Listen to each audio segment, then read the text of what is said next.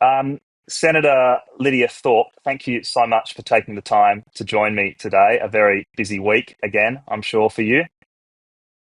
Um, Yes, thanks for having me. Great pleasure. First things first, in the Senate this morning, you moved a motion in relation to the bombing attempt, the attempted attack at the Invasion Day protest in Perth, in Boolaloo last week. Can you tell us what that motion was about? What was behind that motion? Yeah, sure. Look, that motion was something that has been in the works since last week, last Thursday, where I wanted to come in for the first day of the first week of the sitting with Mm, a message that united everyone in here, that condemned the attack, the racist, violent terror attack, because that's what it was, and that's what people felt in their hearts was the terror. Uh, and so I didn't want to come in with a motion that just went nowhere. So I worked with the government, tweaked the wording from Thursday to right to the last moment this morning, and it was really comforting to have the government's support on such a mm, motion that called mm. out racism, that called out, condemned the act, and that also said that the Senate stands in solidarity Mm. with those families, elders, children, and allies who were traumatized and affected that day. I mean, it was such a shocking event that I was surprised that the whole country didn't react the same way. So the motion was successful, and it is now going to the House of Representatives, where the Prime Minister sits. The Prime Minister is in the building today, but it still remains to be seen whether the Prime Minister himself will speak to the motion. You said that it was surprising to you that there wasn't more of a reaction to the attack last week. What was your reaction when you found out what had happened? Oh, I was really scared. I was scared for my people, the my heart just went into my mouth, basically thinking about all of the mob there. And I've been to Noongar country a number of times. I'm connected into that community.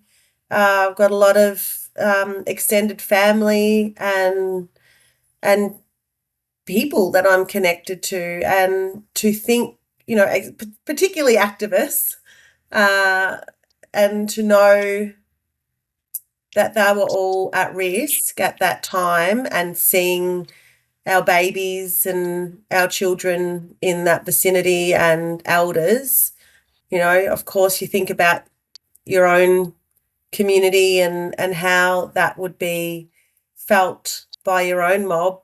I mean, we're all one mob, really, and we all feel the same pain, and we all stand together when one of our communities are being attacked, and we're just so very close that we feel it. It reverberated around the country, and the feedback I got from, and still from, people around the country is, people are scared and worried about their future and their kids' futures. So this is Mm, ongoing. And yeah. as I said in my speech today, the more silent that the media is, and the politicians on calling this out, the more violent that Mhm. is. Mm. Silence is violence, and we need to eradicate racism throughout every society in this country.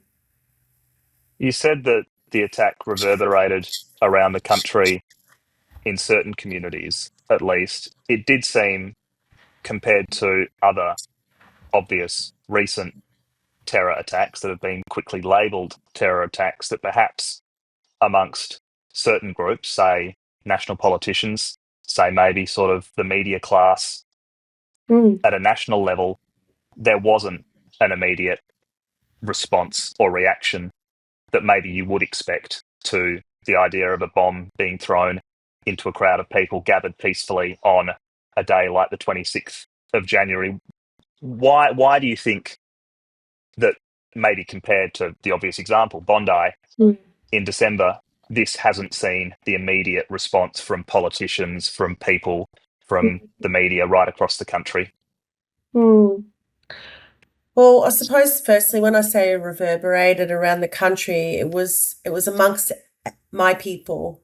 It was amongst blackfellas around the country, contacting each other and debriefing about what had happened.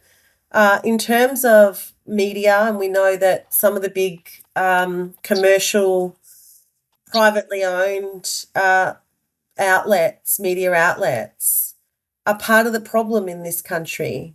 They are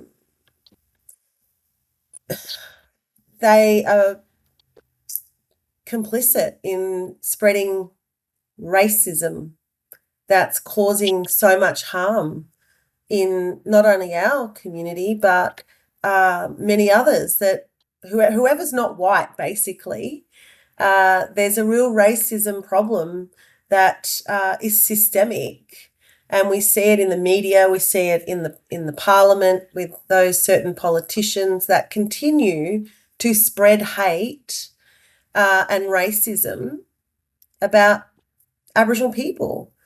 So that's systemic racism.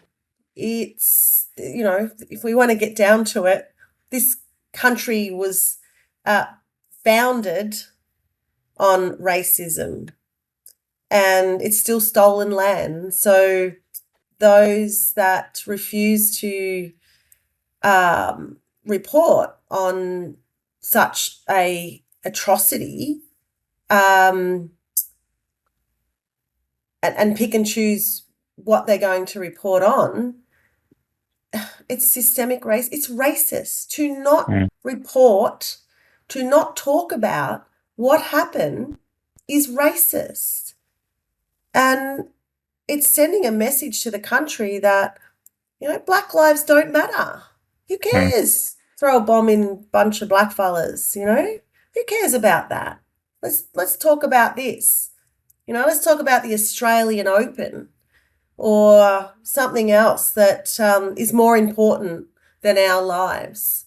And that's where the Prime Minister needs to implement those recommendations from the Race Discrimination Commissioner through the Human Rights Commission on an anti-racism framework in this country. There is a framework that can be implemented today if the Prime Minister wanted it to be. If he wanted to get rid of a racism problem in this country, he'd implement the framework that was set up by the Human Rights Commission. Now, that was 12 months ago that framework come out, and this government have not even responded to it. So until we address the racism in all its forms, including systemic, then we're going to continue to see violence, because racism is violence. Racism makes you sick. And our babies aren't born racist, they learn it. So people need to unlearn being racist out there so that we can do, what's important in this country, and that is to look after each other, protect country, protect water, and our future generations. Yeah, thank you. Lydia, the last section, your motion did pass it passed the Senate this morning. Yes. But the last section of your motion called for the government to, and I quote, to continue to take urgent action to address racism, discrimination, hate speech and violence against First Peoples in this country. Now, the Liberals, the Nationals, One Nation tried to replace that phrase First Peoples with the phrase all Australians. what do you make of that? They weren't successful, but what do you make of that change in language? Well, a complete lack of understanding, a complete lack of education, and a complete disrespect for what the motion was about. Now, I've never called myself an Australian. I don't identify as Australian. I'm a Gunnai, Gunditjmara and Djab Wurrung woman. And I know many Aboriginal people that don't identify as Australians. But besides that, this wasn't about everybody else in this country that they call Australians.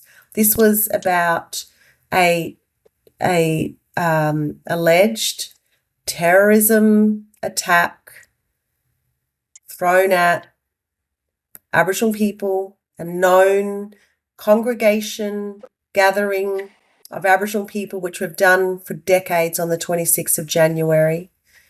So the motion needed to be about my people and no one else. Yeah. I don't want to labour the comparison, but obviously after the Bondi terror attack, there was no suggestion that it wasn't appropriate to call out anti-Semitism or to call out racial hatred targeting Jewish people in this country. You've spoken today about a double standard that you perceive. What do you think the government needs to do to keep your people safe in the same way that they've prioritised keeping other groups of people safe in this country? Well, a number of things. They need to implement the framework that's been well developed and well informed to get rid of racism in this country. And one of the recommendations is for all parliamentarians to do anti-racism training, which we know some of those right-wingers won't ever do. But, if we can get the majority to do it, then that's something. We need to, cut the head off the snake, basically, and that's what this place is, right? This is a federal parliament, and you're allowed to be racist in the parliament. So we need to address it at the highest level, so-called highest level. Ancestors are my highest level, but in the colonial context, it's this place. And what sort of message does that send to everyday Australians, do you think? If there's racism in Parliament from the elected politicians, what sort of message does that send to the wider community, to the country? Well, it says that it becomes normalised. It becomes okay. We look at a certain senator running around who thinks she's going to be Prime Minister next, and you see the hate that's spewing out of that space. And it's becoming, I'm seeing people thinking it's iconic and it's great.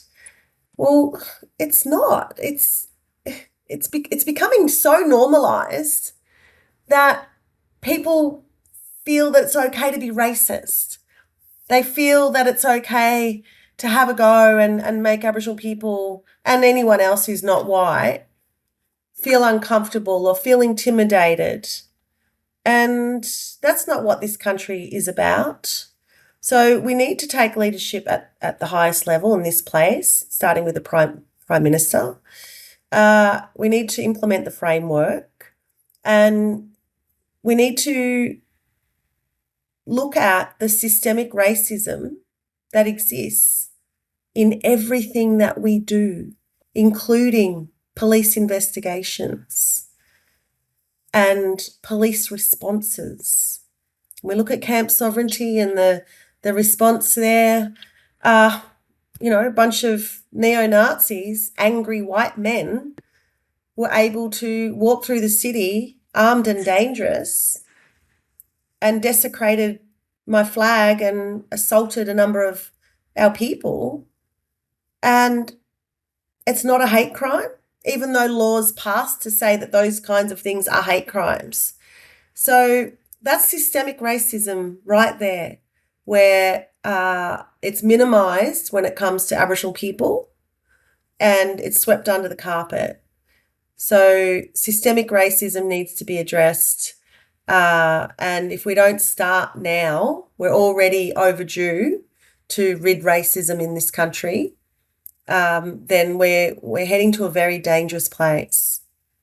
And do you think that involves, do you draw a direct line from failures to address past instances of racial violence and white supremacy to events like the attack in Perth or the attempted bombing in Perth last week? Do you think we're going to see more of those if the government doesn't act?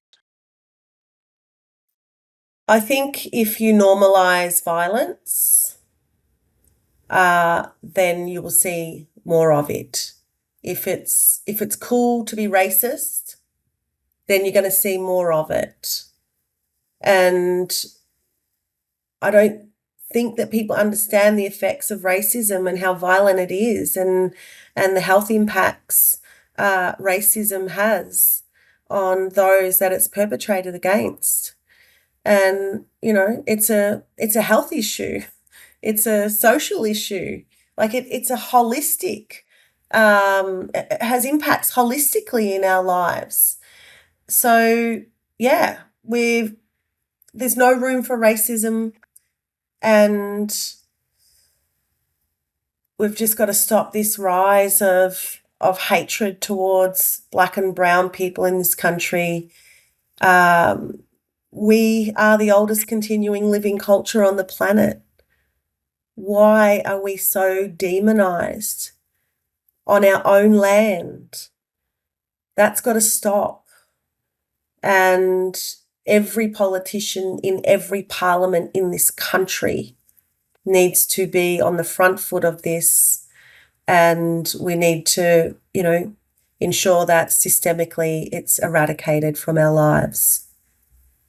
And are you hoping that that'll start with the Prime Minister in federal parliament this week? Well, he's meant to be, it's just hit the House of Reps now. So I'm ready to turn on the screen to see if he does get up. He has an opportunity. If we're talking about social cohesion and unifying this country, then shouldn't you start with the First Peoples whose land it is? So if he doesn't do it today, well, shame on him. If he does, then, give him a pat on the back. But actions do speak louder than words. And my people have been experiencing hate and racism for over 200 years. And it's time to end the racism. It's time to end the violence. And it's time to start coming together. We've got a lot of things that we need to be doing together rather than pulling each other down. And that's what I'm committed to be doing. And I know there's a lot of other politicians in this place that want to do the same thing. And I had a lot of crossbench support, particularly from the House of Reps. The Teals independents came out today in absolute solidarity. So if they're singing from the same song sheet, then, people out there in this country need to listen, open their ears and open their hearts and let it in, and stop being racist. There's no need for it. Sounds simple when you say it like that. Anything else you'd like to add? Just that my heart and soul is with everyone there, and I just can't imagine, how you're feeling right now, the frustration, the anger, the hurt, and if there's anything more I can do for you, reach out. I think there needs to be more resources and supports around mental health, because everyone's so affected by this attack that we need healing now, and we need to look after each other and just watch our backs for a while. All right. Senator Lidia Thorpe, thank you so much for joining me this arvo. Thanks, Jesse. Appreciate it. Thanks, Lydia. Look after yourself.